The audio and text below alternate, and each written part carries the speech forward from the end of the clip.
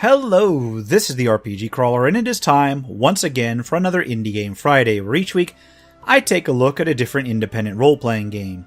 This week I'm taking a look back through my library of older titles for stuff that I haven't covered yet, and I don't know, I guess it's technically an RPG, although more a strategy RPG. Anyway, Braveland was developed and published by Tortuga Team and was released back on Steam way back in 2014. As I said, Braveland is more a strategy RPG. It is a turn-based strategy RPG in which you play a hero directing a band of recruits to battle opposing forces along a path as you travel the world.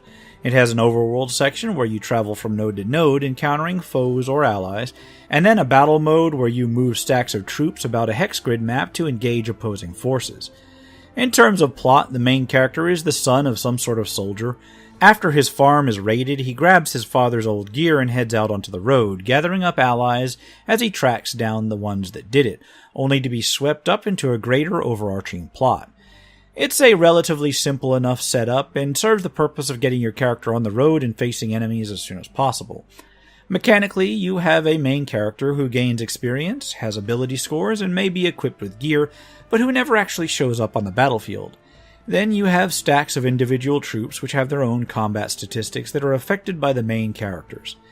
The main character has 5 ability scores and 4 equipment slots.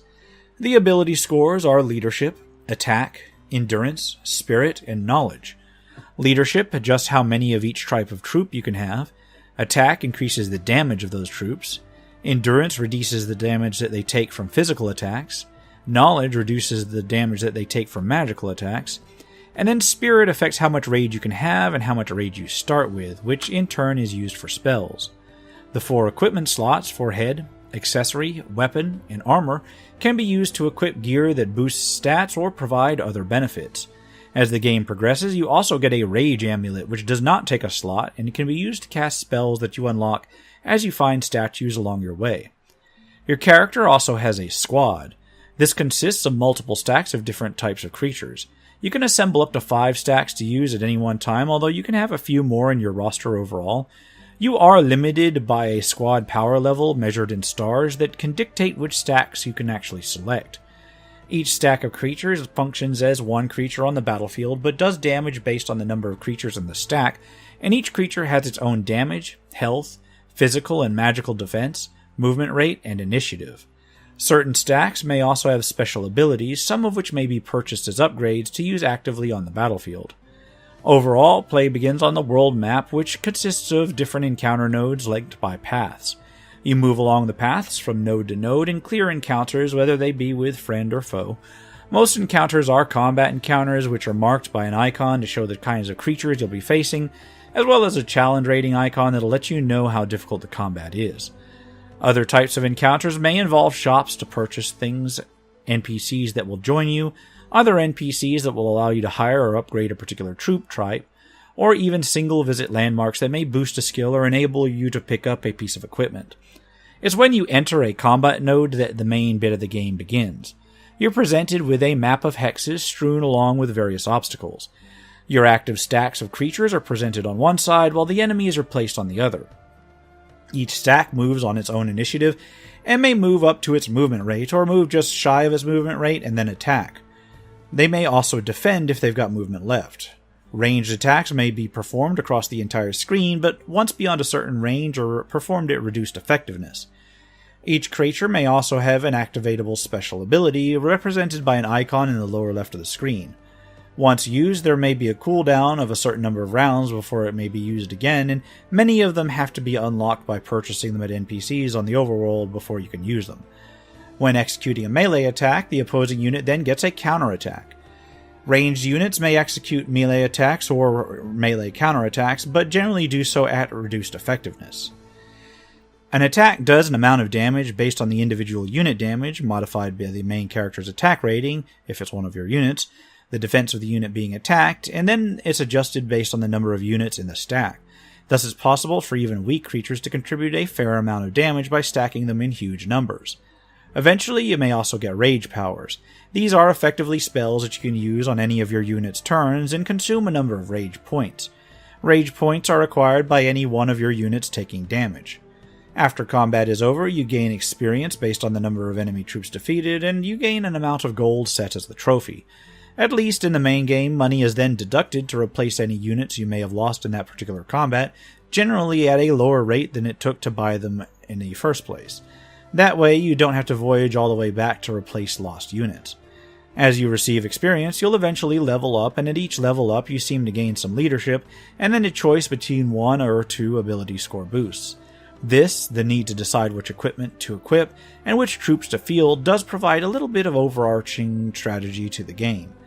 Graphically, the game has certain hand-drawn, cartoony stylings that seem to have been very common amongst mobile games around the time it came out. Indeed, Braveland is available on both iOS and Android as well as on Steam, and the UI makes that evident. That's not to say that the graphics are bad, just sort of samey for games of that type. The sound design, at least, is adequate, although nothing really stands out on that end. Now, if what I've said of Braveland seems to be familiar, that's because the gameplay very much seems to resemble the early Heroes of Might and Magic series. The overworld could stand to be a little bit less linear, and the game itself could stand to be a little bit longer, as it is apparently very brief. I did get quite a considerable way through it with the very brief time that I spent with the game. But if you enjoy the old-school Hero of Might and Magic series, Braveland does a decent job at mimicking the early ones, at least, without being a direct copy. The price does seem quite reasonable, even for the relatively brief length, and if you're looking for a more long-term experience, there are actually 2 additional entries in the Braveland series, all similarly priced, although there doesn't seem to be a lot of replay value in each individual one. There's also a survival mode that pits you against waves of creatures, limiting your options for buying new troops and abilities between battles to just a choice of 3. In the survival mode, creatures you lose during combat aren't automatically replaced, so it does provide a bit of challenge in that regard. There's also multiple difficulties in the game for those who want to up their challenge that way. Overall, Braveland is not bad for the price. I don't know that it's strictly an RPG, although it does seem to have a character that advances by experience and offers choices in character progression, so I suppose that qualifies it. I guess it does depend on whether you consider strategy RPGs to be in the genre or not. At any rate, I'm going to leave it like that for now. This has been the RPG Crawler with Indie Game Friday Braveland. As always, I'll put a link to where you can get it in the description below. If you like what you've seen, remember to leave a like, comment if you got any feedback, and subscribe for more RPG content, both tabletop and computer. I will be doing a couple more of these indie games that have been out for a while in the coming weeks, just to clear some more stuff out of my library, and then we'll return to more recent releases. Anyway, until next time, take care and goodbye.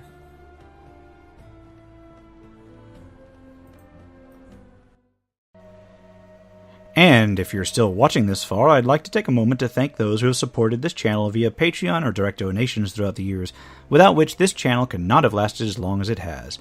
For those who are feeling particularly generous, you can still support my work through Patreon and now through Subscribestar as well, through the links in the description below.